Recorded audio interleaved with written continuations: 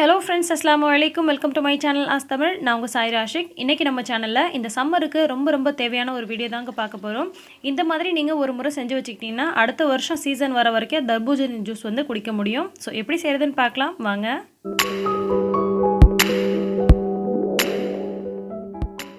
இதுக்கு நம்ம நல்ல பழுத்த தர்பூசணி பழமாக பார்த்து வாங்கிக்கணும். உள்ளே நல்லா ரெட்டாக இருக்கணும். அந்த மாதிரி இருந்தால் தான் நல்லாயிருக்கும். இந்த மாதிரி பச்சை பசே இருந்துச்சுன்னா உங்களுக்கு உள்ளே நல்லா பழுத்து இருக்காது, ரெட்டாக இருக்காது. இந்த மாதிரி வெளிர் நிறத்தில் இருக்கிற மாதிரி பார்த்து வாங்கிக்கோங்க.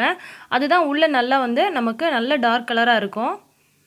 அப்படி உங்களுக்கு பார்த்து வாங்க தெரியல அப்படின்னா இந்த மாதிரி குட்டியாக வந்து கட் பண்ணியே பார்த்து வாங்கிக்கோங்க.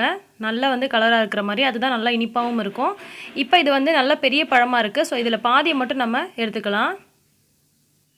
பொதுவாக தர்பூசணி பழ ஜூஸ் வந்து தர்பூசணி சீசனில் மட்டும்தான் நம்மளால் குடிக்க முடியும். இந்த மாதிரி நீங்கள் சிரப் மாதிரி ரெடி பண்ணி வச்சுட்டிங்க அப்படின்னு சொன்னால் வருஷம் முழுவதுமே நீங்கள் வந்து இந்த மாதிரி குடிக்க முடியும். ஸோ இப்போ இந்த மாதிரி பாதி பழத்தை வந்து கீரல் போட்டுக்கிட்டு இந்த மாதிரி ஒரு கரண்டியால் இதை வந்து நம்பி விட்டு எடுத்துடலாம். ஃபுல்லாகவே பார்த்திங்கன்னா நல்லா ரொம்ப சூப்பராக வந்துடும். தர்பூசணி வந்து கட் ஆகிறதும் சரி, இது எடுக்கிறதும் சரி பார்த்திங்கன்னா ரொம்ப ஈஸி தான். ஸோ இந்த மாதிரி வந்து ஒரு கரண்டி வச்சுட்டு எடுத்துக்கோங்க. இந்த சாரெல்லாம் வேஸ்ட் ஆகாத மாதிரி எடுக்கலாம். இந்த மாதிரி எடுக்கும் பொழுது இதே நம்ம பீஸ் போட்டு எடுத்தோம் அப்படின்னு சொன்னால் அந்த சாரெலாம் பார்த்திங்கன்னா வேஸ்ட்டாக வெளியில் போகும். ஸோ இந்த மாதிரி வந்து ஃபுல்லாகவே நம்ம சுரண்டி விட்டு எடுத்துடலாம். இந்த ஒயிட் கலர் வந்து தெரிகிற மாதிரி. இப்போ இதை வந்து நல்லா வந்து மேஷர் இருந்துச்சுன்னா வச்சு மசிச்சிக்கோங்க, அல்லது மத்து இந்த மாதிரி ஏதாவது இருந்துச்சுனாலும் வச்சு மசிச்சிக்கோங்க. இது வந்து நம்ம ஜாரில் போட்டு அரைச்சி எடுக்கக்கூடாது. இந்த மாதிரி மசிச்சு விட்டு அந்த ஜூஸ் எடுத்ததுக்கப்புறமா மறுபடியும் வந்து இந்த மாதிரி வந்து மறுபடியும் மசிச்சிக்கோங்க. இதை வந்து நீங்கள் ஜாரில் போட்டு லைட்டாக கொரகொரப்பாக மட்டும் 1-2 பல்ஸ் மட்டும் கொடுத்துட்டிங்க அப்படின்னு சொன்னாலே இந்த மாதிரி வந்துடும். ஸோ அந்த மாதிரி கூட நம்ம எடுத்துக்கலாம். ஆனால் ரொம்ப போட்டு அரைச்சிடக்கூடாது. கொட்டை அரைஞ்சி வந்துருச்சு அப்படின்னு சொன்னால் உங்களுக்கு அந்த தர்பூசணி சாரோட டேஸ்ட்டு போயிடும்.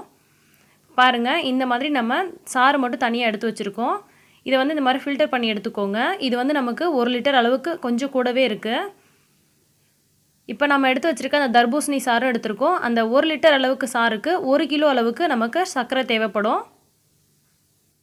அப்படி சேர்த்தா தான் நமக்கு கரெக்டாக இருக்கும். இப்போ நம்ம ஃபில்டர் பண்ணி எடுத்து வச்சுருக்க அந்த சாரை வந்து ஒரு அடிகனமான பாத்திரத்தில் ஊற்றி இதை கொதிக்க விடலாம். இந்த மாதிரி நீங்கள் ஒரு முறை செஞ்சு வச்சுக்கிட்டீங்க அப்படின்னு சொன்னால் இது 6 மாதத்துலேருந்து 1 வருஷம் வரைக்கும் வச்சுக்க முடியும். வீட்டில் கெஸ்ட் வந்திருக்காங்க அப்படின்னாலோ அல்லது சம்மரில் குழந்தைங்களுக்கு கூட இந்த மாதிரி நீங்கள் ஜூஸ் போட்டு கொடுத்தீங்கன்னா ரொம்ப சூப்பராக இருக்கும். இது எப்படி ஜூஸ் போடணும் அப்படின்றத உங்களுக்கு வீடியோட கடைசியில் சொல்லியிருப்பேன், மிஸ் பண்ணாமல் பாருங்கள். இப்போ இதை வந்து நல்லா கலந்து விட்டுக்கோங்க. கலந்து விட்டுட்டே இருக்கணும், இது வந்து கிளறிட்டே இருக்கணும் அப்படின்ற அவசியம்லாம் கிடையாது. அப்பப்போ வந்து கிளறி விட்டுட்டாலே போதும். இப்போ வந்து கொதி வர ஆரம்பிச்சதுக்கப்புறமா நம்ம எடுத்து வச்சுருக்க 1 கிலோ அளவுக்கு சர்க்கரையை இது கூட வந்து ஆட் பண்ணிக்கலாம். சர்க்கரை போட்டதுக்கப்புறமா அது கரையிற வரைக்கும் நல்லா வந்து கலக்கி விடுங்க,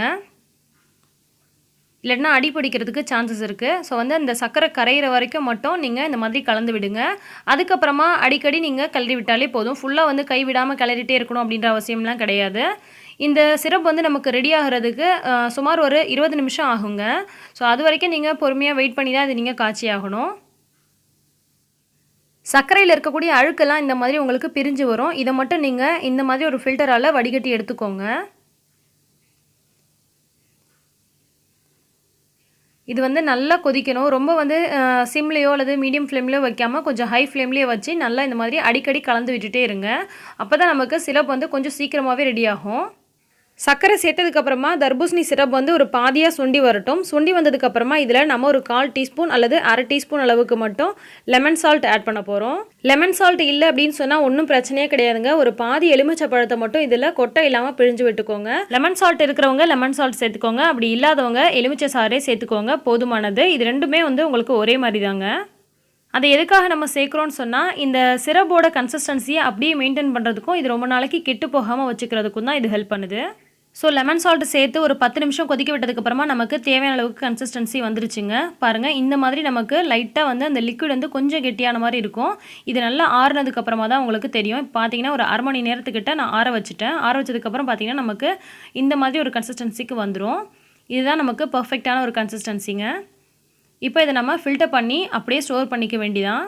ஃபில்டர் பண்ணாமல் ஸ்டோர் பண்ணோம் அப்படின்னு சொன்னால் இந்த மாதிரி லைட்டாக வந்து திப்பியாக இருக்கும். ஸோ ஃபில்டர் பண்ணி ஸ்டோர் பண்ணுறது ரொம்ப நல்லது.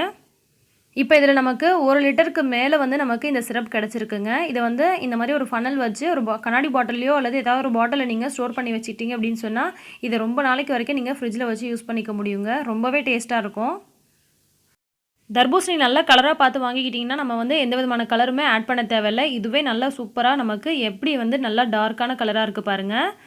இதோட கன்சிஸ்டன்சி பாருங்கள் எப்படி சூப்பராக இருக்குன்னு. நமக்கு கடையில் கிடைக்கக்கூடிய அந்த சிரப் மாதிரியே இருக்குது.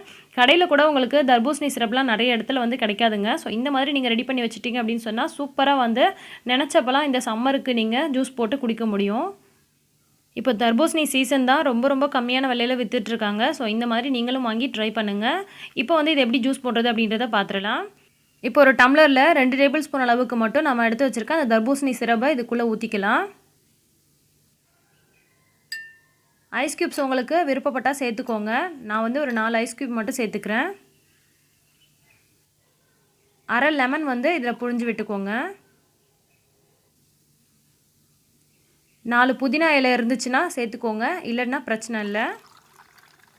இது கூடவே ஒரு டம்ளர் அளவுக்கு தண்ணியும் ஊற்றிடலாம். இது நல்லா வந்து இப்போ மிக்ஸ் பண்ணி விட்டுடலாம். இதுக்கு நம்ம சர்க்கரை எதுவுமே சேர்க்கவே தேவையில்லைங்க. இதுவே வந்து நம்ம சர்க்கரை கலந்து நம்ம செஞ்சுருக்கனால இதுக்கு வந்து இனிப்பு தேவையே படாது. இந்த இனிப்பே நமக்கு கரெக்டாக இருக்கும். இந்த மாதிரி லெமன் வந்து ஸ்லைஸ் பண்ணி போட்டுக்கோங்க. இது அப்படியே நீங்கள் நல்லா வெயில் அடிக்கிற நேரத்தில் குடிச்சிங்கன்னா செம்மையாக இருக்குங்க, சூப்பராக இருக்கும். கண்டிப்பாக நீங்கள் ட்ரை பண்ணி பாருங்கள், உங்களுக்கு ரொம்ப ரொம்ப பிடிக்கும். இது நீங்கள் குடிக்கும்போது அந்த தர்பூசணியோட ஃப்ளேவரும் அந்த லெமனோட ஃப்ளேவரும் சேர்ந்து ஒரு மாதிரி செம்மையாக இருக்குங்க. கண்டிப்பாக நீங்கள் உங்கள் வீட்டில் பசங்களுக்கும் சரி உங்களுடைய கெஸ்ட்டுக்கும் சரி போட்டு கொடுங்க. இந்த வீடியோ உங்களுக்கு பிடிச்சிருக்கும், யூஸ்ஃபுல்லாக இருக்கும்னு நினைக்கிறேன். பிடிச்சிருந்தா லைக் பண்ணி மற்றவங்களுக்கும் ஷேர் பண்ணுங்கள். மறக்காமல் ஆஸ்தமிழ் சேனலை சப்ஸ்கிரைப் பண்ணுங்கள். எல்லா புகழும் இறைவனுக்கே. நன்றி.